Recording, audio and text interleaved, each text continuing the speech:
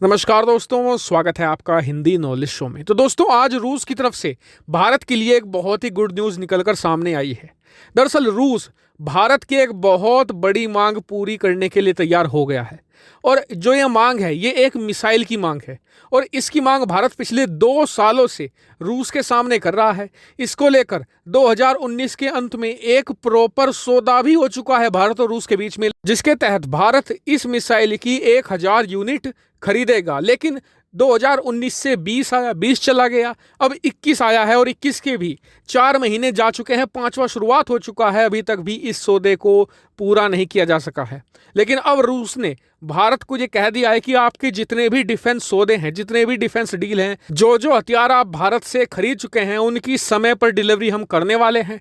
और इसमें इस मिसाइल की 1000 यूनिट भी शामिल है। और यह भारत के लिए एक बहुत ही राहत की खबर है, क्योंकि जो सी मिसाइल है, यह भारतीय वायुसेना के लिए थी और ये रूसी लड़ाकू विमानों में ही लगनी थी। तो चलिए जान लेते हैं कौन सी ये मिसाइल थी और क्यों इतना इंपॉर्टेंट इसे भारत के लिए माना जा रहा है, खासकर कि चीन पाक की 2 मोर्चों की लड़ाई को देखते हुए। चलिए वीडियो को शुरू कर लेते हैं। तो दोस्तों, सबसे पहले जान लेते हैं कौन सी मिसाइल है। इस मिसाइल का नाम है दरअसल R-27 air to air missile. और इस मिसाइल को प्योरली बनाया गया है स्पीड के लिए। इसकी रफ्तार है 4.5 मैक की। जी हाँ, यानी कि आवाज की रफ्तार से 4.5 गुना तेज ये चलती है। इसीलिए दूसरे लड़ाकू विमानों का इससे बच पाना लगभग असंभव माना जाता है। और इसकी हालांकि रेंज कम है। रेंज इसकी अलग अलग वेरिएंट पर अलग अलग डिपेंड करती है।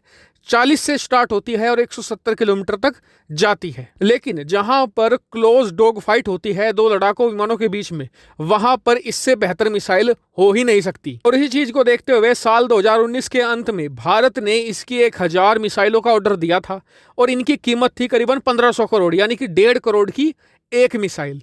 हालांकि आपको बता दो कि उसके बाद भारत चीन कॉन्फ्लिक्ट भी हुआ, तब भी रूस ने इसकी डिलीवरी नहीं की। लेकिन अब जब 2021 का मध्य चल रहा है, तब रूस की विदेश मंत्रालय की तरफ से कहा गया है कि जल्द ही इस मिसाइल की डिलीवरी भारत को स्टार्ट कर दी जाएगी। ये एक अच्छी खबर है। हालांकि आप में से कई लोग कहेंगे कि जी भारत तो अलग अलग इतनी सारी मिसाइलें बना रहा है, फिर 1500 करोड़ की मिसाइल रूस से क्यों खरीद रहे हैं? हम खुद क्यों नहीं बना लेते एक ऐसी मिसाइल जो 40 से लेकर 170 किलोमीटर तक जाती है? भारत तो कैपेबल है।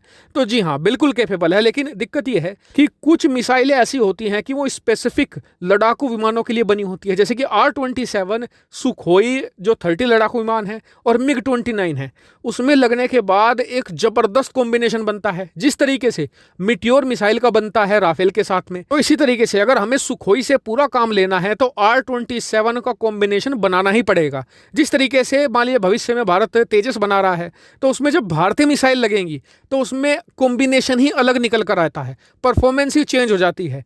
तो इसी तरीके से भारत को चाहिए कि हमारे पास जो रूसी लड़ाकू विमान है, कम से कम उसमें एक रूसी मिसाइल जरूर हो। हालांकि आपका क्या मानना है इस पर कमेंट करके जरूर बताएगा। साथ ही वीडियो को शेयर कीजिएगा और चैनल को सब्सक्राइब करना बिल्कुल मत भूलेगा। Thank you for watching video.